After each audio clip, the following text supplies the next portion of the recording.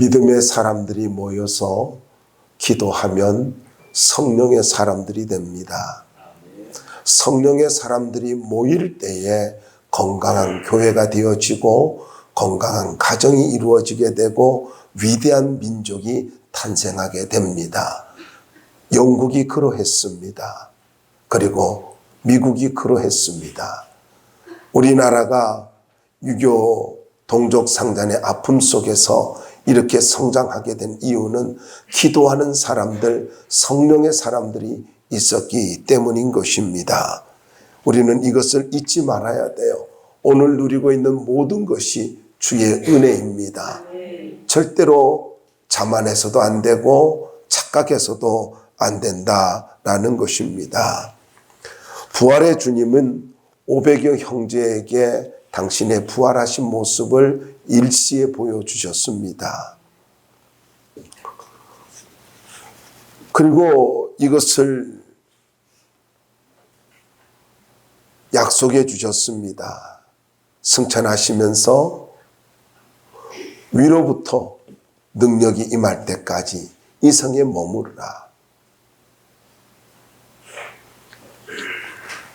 예수님의 제자들과 그리고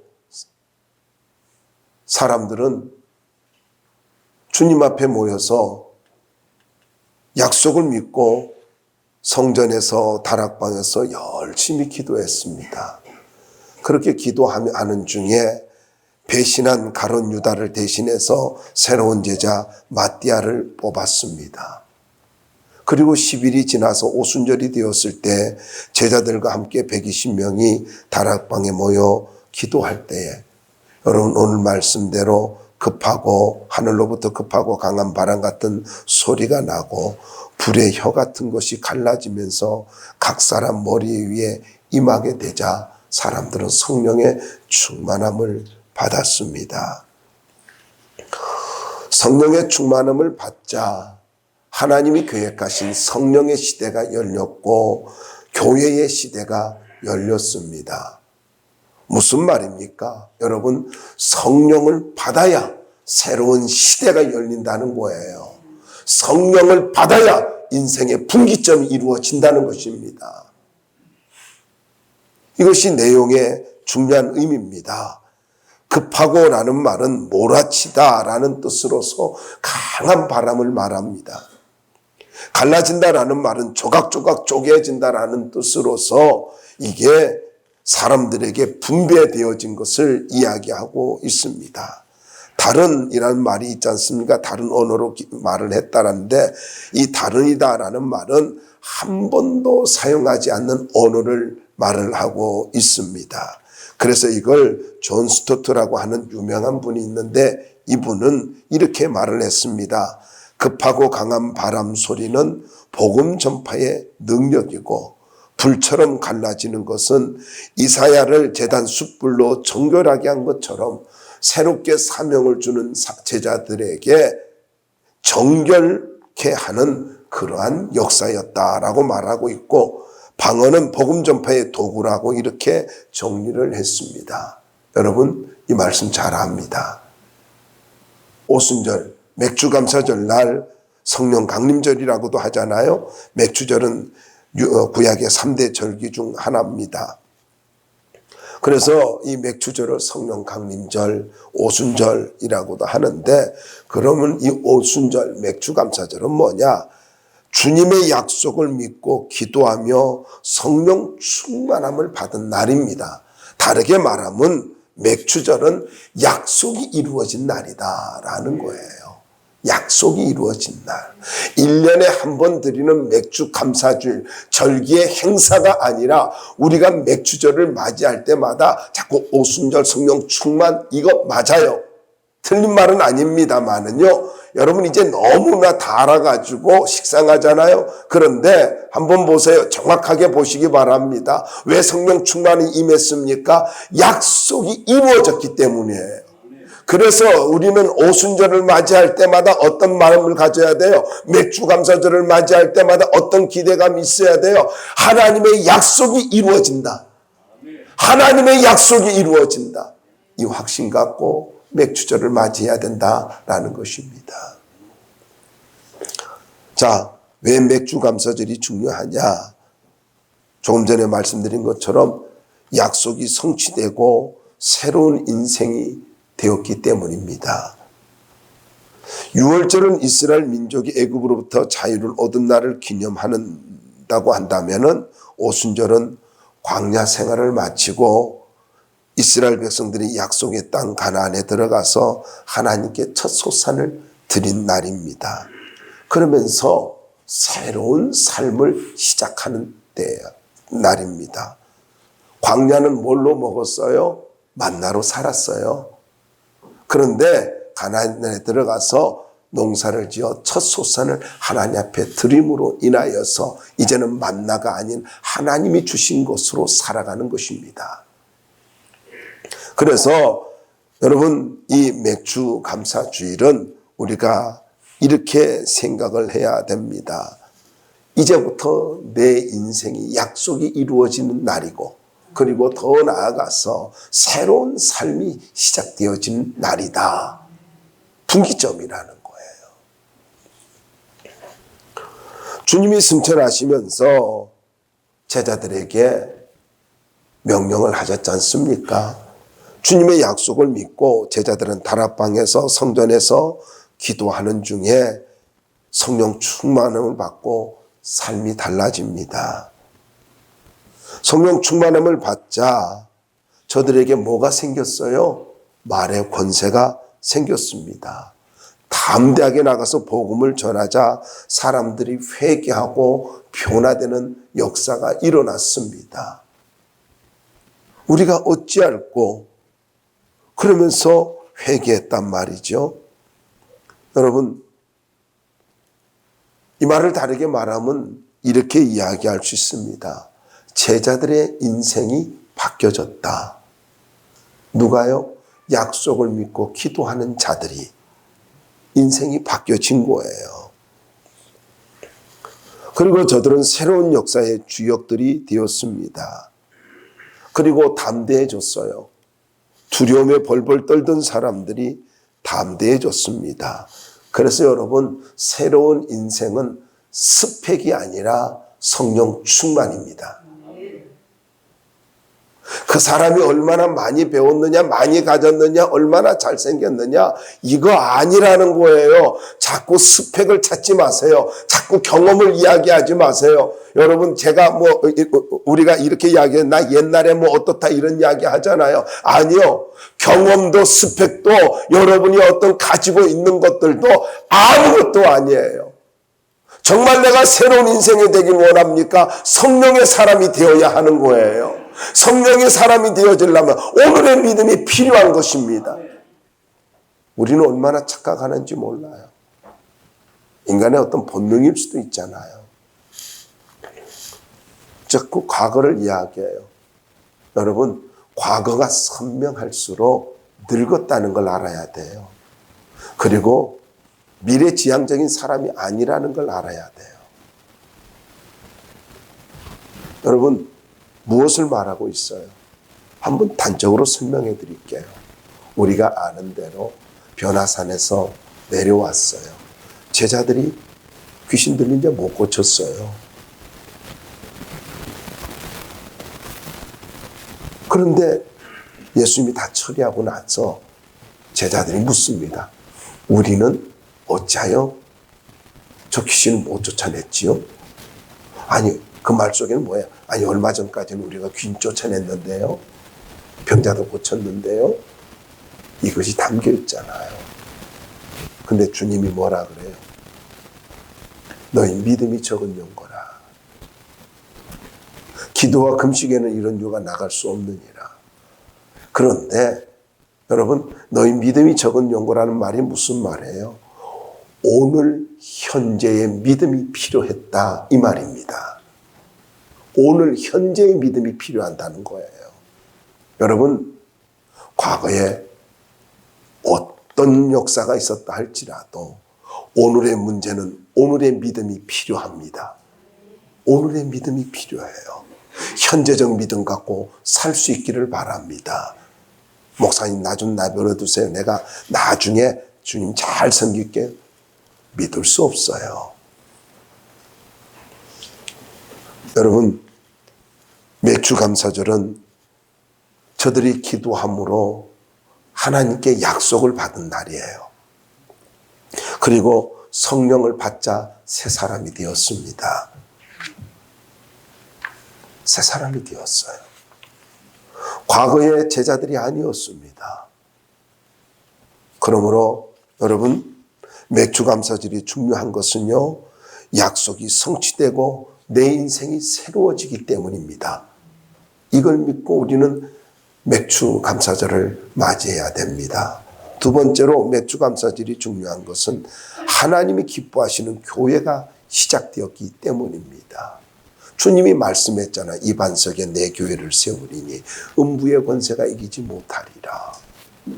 또한 천국의 열쇠를 너에게 준다라고, 교회에다가 천국의 열쇠를 준다라고 약속하고, 이 땅에서 매이면 하늘에서도 매일 것이요 이 땅에서 풀면 하늘에서도 풀리리라. 잘 기억하세요. 이 땅에서 풀어져야 하늘에서 풀립니다. 하늘에서 풀려야 이 땅이 풀리는 게 아니에요. 이 땅에서 매이면 하늘에서도 매이는 거예요. 교회와 매이면 하늘에서 매이는 거예요. 그래서 여러분, 교회와 매이지 말기 바라고요. 묶이지 말아요. 성도 간에 묶이지 마십시오. 성도 개개인은요, 교회의 지체들이에요. 너와 내가 교회입니다. 묶이면 안 돼요. 너와 내가 교회예요. 묶이면 안 돼요. 풀어지길 원해요. 너와 내가 풀어져야 하는 것입니다. 주님의 약속을 믿고 저들이 기도하였을 때에 약속대로 성령이 임하고 교회가 시작되었고요. 새로운 시대가 열렸습니다. 그래서 기도와 성령 충만이 너무 중요하다라는 것입니다. 성령 충만 받아야 새로운 인생이 시작되어지고, 교회가요 성령이 충만해야 새로운 교회가 될 수가 있습니다. 사도 바울은 에베소에 가가지고 성도들에게 물었습니다. 너희가 믿을 때 성령을 받았느냐? 우리는 성령이 있음도 듣지 못했다. 그렇게 말을 합니다. 그래서 사도 바울이 안수하니까 성령이 충만하게 임하였습니다. 여러분, 지성적으로 종교적으로 하나님을 섬긴다고요? 메마름과 갈증만 느낄 뿐입니다. 종종 사람들이 그렇게 이야기합니다. 목사님, 교회 왔는데 기쁨이 없어요. 그럽니다. 여러분, 엄밀하게 분석해 봅시다. 교회가 기쁨이 없는 거예요? 당신이 기쁨이 없는 거예요? 교회가 성령 충만하지 못한다면 성도들도 마찬가지겠죠. 여러분, 그런데 다른 사람들이 은혜 가운데 있어요. 많은 사람들이 은혜 가운데 있어요. 성령 충만하고 있어요. 기도할 때 뜨거워지고 있어요.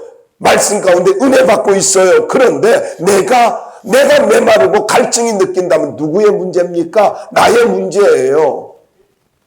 내가 성령 충만하지 않기 때문이라는 거예요.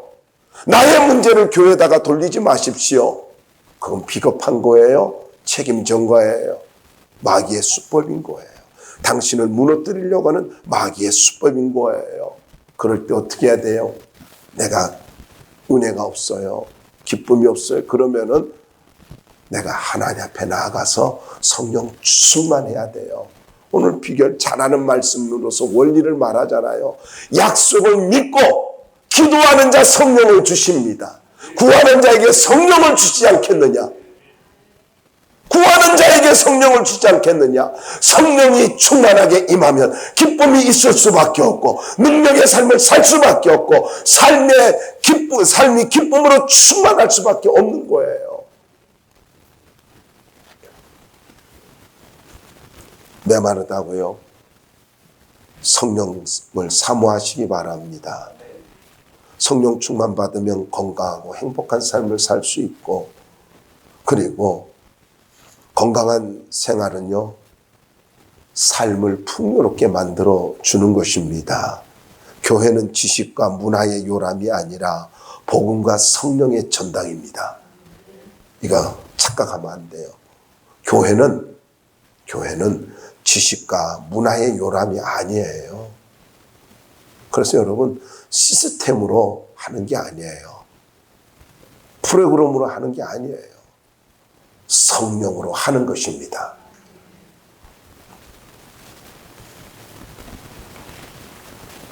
시스템이 좋다고 교회가 좋은 건 아니에요. 성령의 역사가 없으면 그건 아니라는 거예요. 진짜 교회다운 교회가 뭔 줄 아세요? 성령의 임재가 있는 교회입니다. 성령의 임재가 있는 교회예요. 그래서 교회는 성령의 임재가 나타나야 되고 성령의 역사가 나타나야 돼요.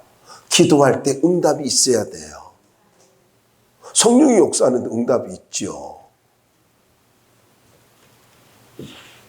성령의 역사가 나타납니까? 비전이 이루어집니다. 이사야서 60장 22절에 보면은 작은 자가 천을 이루고 약한 자가 강국을 이룬다라고 말씀하고 있습니다. 교회는요, 바로 성령이 역사할 때에 작은 자가 천을 이루고 약한 자가 강국을 이루는 역사가 일어납니다. 우리 행복한 교회는 이런 강한 자가 나타나는 그런 교회가 되었으면 참 좋겠습니다. 교회는 성도들이 성령의 사람이 될 때에 부흥의 역사가 일어나는 것입니다. 내가 성령의 사람이 되어야 돼요. 판단하지 마세요. 우리 교회는 왜 부흥 안 되지? 이러지 말고요. 하나님, 내가 성령의 사람 되게 해 주십시오. 그걸 기도해야 돼요. 그럴 때 하나님 나라가 임하게 되고 하나님 나라가 확장되게 되고 부흥의 역사가 일어나는 것입니다. 세 번째로 맥주감사절이 중요한 이유는 말씀의 권세와 능력이 나타나기 때문입니다. 성령 충만을 받은 베드로와 제자들은 뜨거운 가슴을 안고 밖으로 뛰어나갔습니다. 그리고는 외쳤습니다. 그러자 사람들이 회개하고 예수를 믿게 되는 역사가 일어났습니다.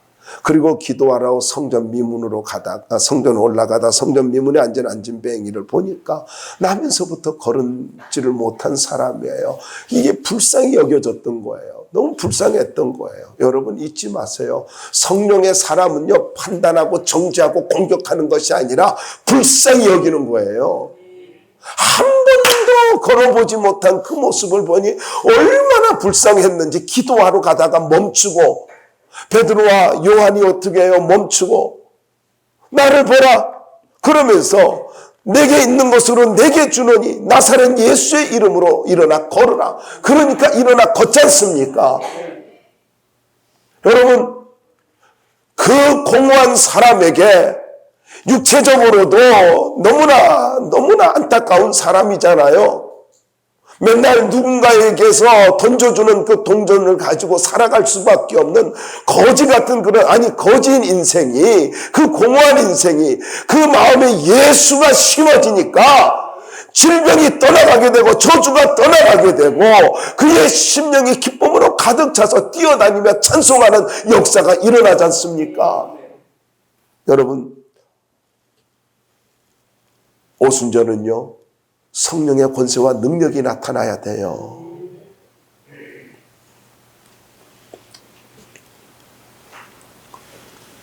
저는 여러분들에게 도전 드리고 싶습니다.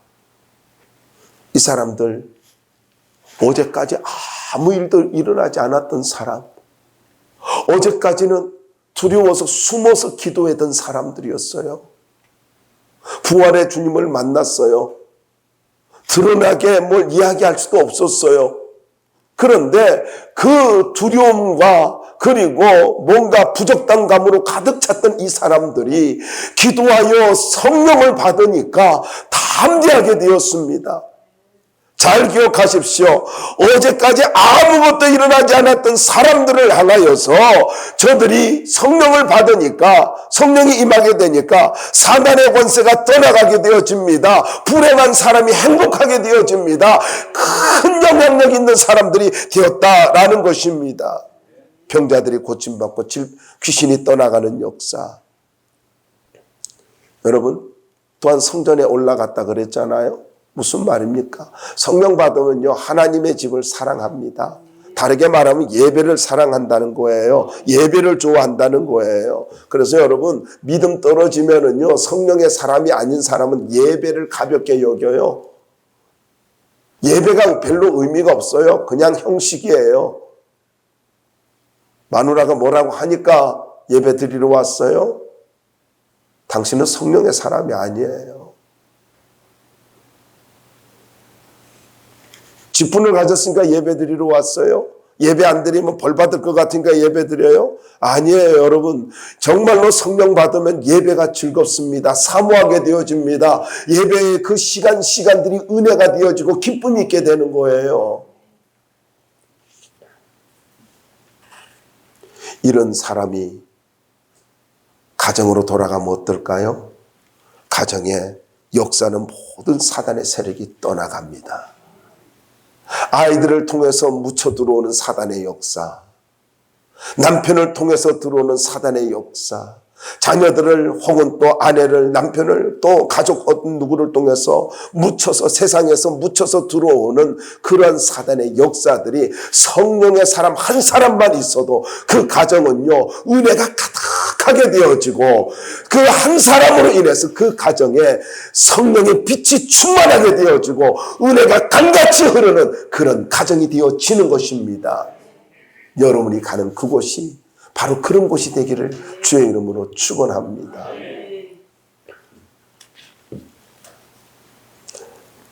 맥주감사절에 무엇을 했을까요? 1절 말씀에 보니까 약속을 붙들고 한 곳에 모였습니다. 1절 한번 읽어볼까요? 잘 아는 말씀 시작. 오순절 날이 이미 이름에 그들이 다 같이 한 곳에 모였더니, 여러분, 오순절 날에는 모든 유대인들이 예루살렘에 올라가 절기를 지킴으로 예루살렘은 상당히 혼잡했을 것입니다. 근데 제자들은 뭐 했습니까? 약속을 붙들고 다락방에 모여 기도했습니다. 그런데 여러분, 부활의 주님께서 500여 형제에게 일시에 보여줬다고 하는데 120명만 모였잖아요. 저는 말씀을 묵상하다 이런 생각을 해봤습니다. 주님이 부활 승천하신 후에 처음에는 이 500여 형제들도 같이 모이지 않았을까? 그런 생각이 드는 거예요. 문제는 주님이 언제 약속이 이루어진다. 우리로 쉽게 말하면 언제 내가 응답해 줄게 날짜를 정하지 않고 가셨다는 거예요. 여러분, 가끔 운전을 하다 보면은요, 이런 생각이 들잖아요. 올 때는 왜 이렇게 빠르지? 그래요. 갈 때는요, 그렇게 길어요. 모르니까. 올 때는 어때요? 아, 일로 가면 뭐가 있고, 저리 가면 뭐가 있고, 다 알아요. 그러니까, 그냥 쉽게 와서, 올 때 굉장히 빨리 왔네. 그래요. 그런데, 빠르기도 해요. 다 아니까 조금 속력도 내고요. 갈 때는요, 지나칠까 봐 얼마나 천천히 가고 신경 써요. 그러니까 이 사람들이 아마 답답해하지 않았을까. 모르고 기도하니까. 제가 개인적인 생각에는 그냥 짓궂은 생각이에요.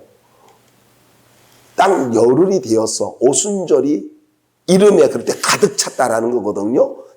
오순절이 되어지니 성령이 임했잖아요. 아마 9일까지도 기도한 사람 있었을 거예요. 내 생각이라고. 그런데 이 사람들은 120명은 답답함이 있었지만 오직 약속만을 붙잡고 기도했어요. 오직 약속, 무슨 말입니까? 순종했다라는 거지 않습니까? 이 말씀을 보면 우리가 생각할 수 있잖아요. 주님의 약속은 그렇게 오래 가지 않는다는 거예요. 길지 않다는 거예요. 종종 우리는 그러잖아요. 주님 언제 응답해 주실 거냐고 그래요. 이제 나 기도 안 한다고요. 그렇게 하면서 다른 사람한테 빨리 응답해 주더니 왜 나는 이렇게 느린 거예요. 뭐 그러잖아요.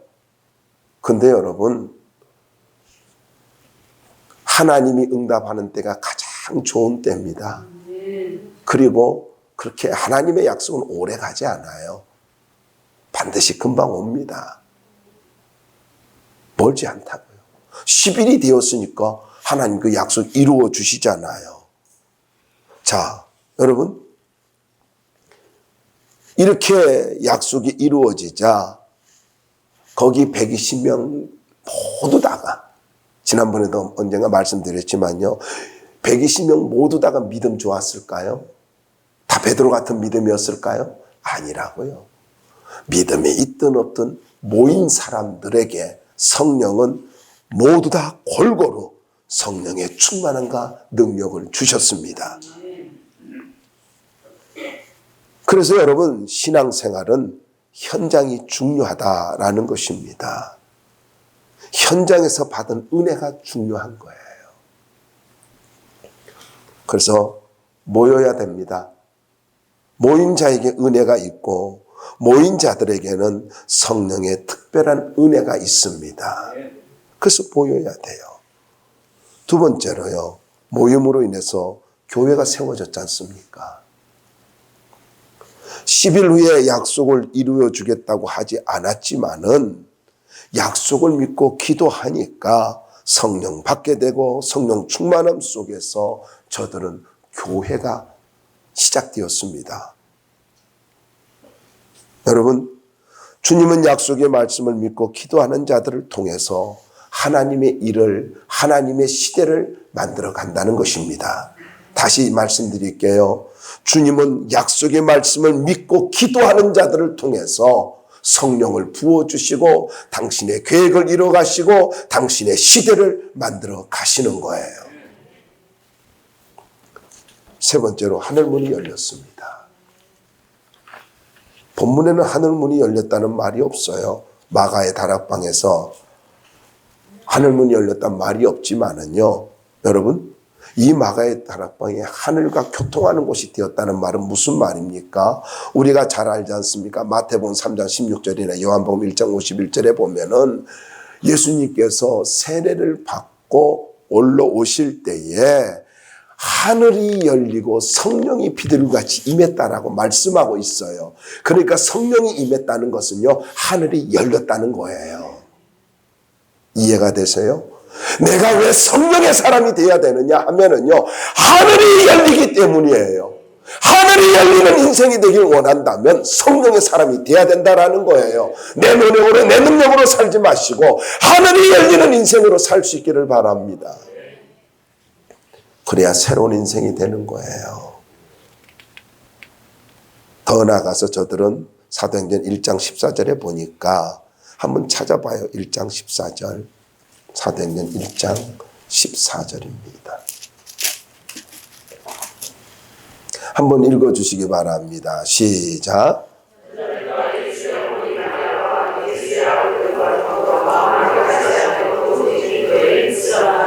네, 더불어 마음을 같이하여 오로지 기도에 힘쓰니라. 여러분, 더불어 마음을 같이하였다라는 것은 무슨 말이에요? 순종했다라는 거지 않습니까? 그런데 여러분, 더불어 마음을 같이한다, 이거 쉽습니까? 쉽지 않아요. 우월의식이나 교만을 다 내놓고 겸손할 때 더불어 마음을 같이할 수가 있습니다. 한 마음으로 하나님의 은혜를 구한다는 거, 이거 쉬운 것 아니다라는 거예요. 그래서 이렇게 이야기할 수 있어요. 마음을 같이하지 못하는 이유는요, 내가 잘났기 때문입니다. 더불어 같이하지 않는 것은 내가 잘났기 때문이에요. 겸손하면 마음을 같이할 수 있고 주님 중심이면 마음을 같이할 수가 있는 거예요. 겸손하지 않고 교만하니까 같이 할 수 없고요. 주님 중심이 아니니까 여러분 좋아, 내가 겸손하지 않는다 할지라도, 내 모난 부분이 있다 할지라도 내가 주님 중심으로 살면은 마음을 같이 할 수밖에 없다라는 거예요. 교회는 마음을 같이 하는 곳, 같은 말을 하는 곳, 같은 꿈을 갖는 곳, 그런 곳이 되어야 합니다. 가정도 교회도 같은 신앙을 가져야 되고 같은 마음을 가져야 되고 같은 비전을 가져야 행복해질 수가 있다라는 것입니다. 그래야 건강한 신앙생활 할 수가 있습니다. 성령은 한 마음으로 기도할 때 임재하여 주시고 능력을 부어 주십니다. 그리고 열리고 풀어지는 역사가 일어나는 거예요. 잊지 마세요. 하늘이 열리는 인생이 되길 원해요. 하나 돼야 됩니다. 세 번째입니다. 2장 42절에 있는 대로 먼저 골로새서 3장 16절을 보자고요. 먼저 골로새 3장 16절부터 먼저 봅시다. 골로새서 함께 읽어봅시다. 골로새 3장 16절 시작. 골로새서 찾고 계시는군요. 골로새서 골로다 보면 나오는 거. 골로새서 3장 16절 시작.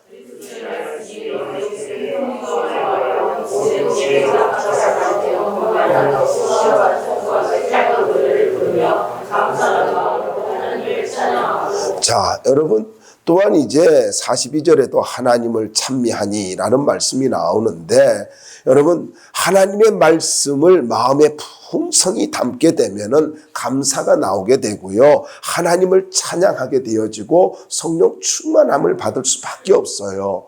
여러분 기도로 성령 충만해지기도 하지만은요. 말씀을 가득하게 담고 찬양할 때도 성령 충만해집니다.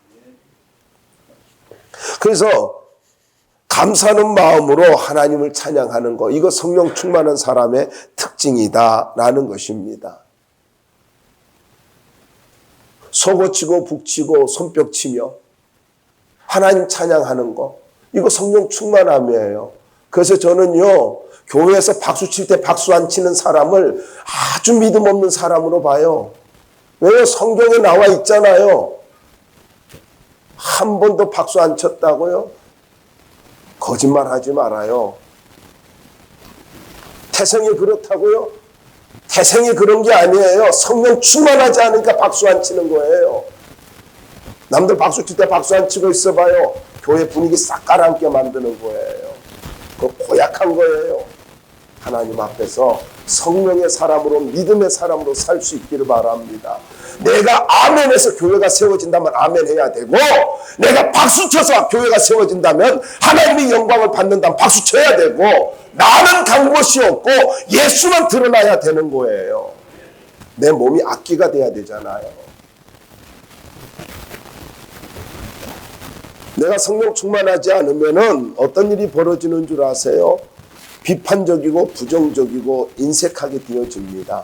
그런데 무서운 것은 이겁니다. 자꾸 나를 아프게 하는 날카로운 사람, 공격적인 사람들이 내게 붙게 된다는 거예요. 내 주변에 자꾸 그런 사람이 다가와요. 성령 충만하면 믿음의 사람이 붙습니다. 육신적이면은 나를 아프게 하는 악한 사람이 붙는다고. 정말 행복하길 원해요? 감사하고 찬양하며 믿음의 사람으로 살기를 바랍니다. 부정적인 말 하지 말아요. 내가 보니까요. 지혜로운 사람은 부정적인 말 잘 안 해요. 머리가 나쁘니까 부정적인 말 해요. 은혜가 떨어지니까 부정적인 말 해요. 여러분 성령 충만함 속에 감사가 있다는 거 잊지 마시고요. 늘 우리의 입술에서 맥주 감사절을 맞이해서 감사가 있길 바랍니다. 감사가 있어야 돼요. 저는 여러분들이 어디를 가든지 여러분 좀 여러분을 축복해 주시는, 축복해 줄 수 있는 능력 있는 사람, 그리고 여러분을 도와줄 수 있는, 격려해 줄 수 있는 그런 사람들이 여러분 곁에 붙기를 바랍니다. 하나님 그런 사람 만나게 해주길 바라요. 그러려면 어떻게 해야 된다고요? 성령의 사람 돼야 돼요. 원망과 불평과 부정적인 말을 하는 사람은 스스로 저주의 인생을 만들어가는 거예요. 감사하는 사람은 하나님의 놀라운 역사와 기적과 축복을 불러오는 사람입니다. 결론입니다. 맥주절은 약속이 성취되며 성령의 충만함을 받는 날입니다. 4절 다시 한번 읽어보자고요. 시작. 그들이 다 성령의 충만함을 받고 성령이 말하게 하심을 따라 다른 언어들로 말하기를 시작하니라. 아멘. 성령 충만 받으니까 성령의 지배를 받게 되고 언어가 달라졌습니다. 언어가 달라졌고 은사를 받습니다. 그리고 복음의 증인들이 되었고 두려움에 벗어나 담대한 사람들이 되었고 저들의 말에 권세가 있게 되었습니다. 여러분 말에 권세 있길 원해요? 말에 하나님께서 책임져주는 인생이 되길 원해요? 성령의 사람이 되어야 하는 것입니다. 맥주감사절은 기도한 자들에게 약속을 이루어 주시는 날이었고 저들의 인생을 바꿔주시는 날이었습니다. 무엇으로요? 성령 충만함으로. 간단하게 정리하면 이래요. 약속을 믿고 순종하여 기도한 자들, 이렇게 정리할 수 있어요. 주님의 약속을 믿고 순종한 자들, 이들에게 하나님이 특별한 은혜를 부어 주셨습니다. 남은 6개월 약속을 믿고 기도하면서 순종한 사람으로 살 수 있기를 바랍니다. 그래야만 반드시 하나님께서 여러분에게 약속을 이루어 주실 것이고 생각지도 못했던 역사들을 경험하게 될 것입니다.